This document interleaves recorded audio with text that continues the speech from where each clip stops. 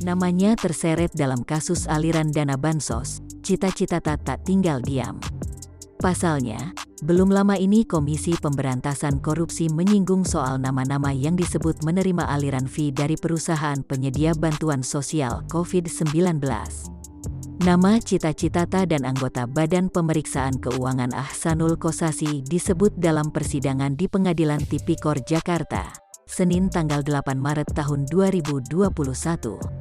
Cita-Citata disebut menerima bayaran untuk acara rapat yang berlangsung di Labuan Bajo. Hal itu berdasarkan keterangan saksi Mates Joko Santoso dan Adi Wahyono. Cita-Citata tak menampik dirinya sempat terkejut namanya terseret dalam kasus tersebut. Ia mengaku kala itu dirinya hanya hadir untuk menjalankan profesinya yakni menyanyi di acara tersebut. Aku dipanggil saja tanpa tahu, maksudnya ada masalah seperti itu kan? Terus juga waktu itu yang manggil aku kan bukan Pak Juliari Batubaranya langsung. Tapi siapa ya?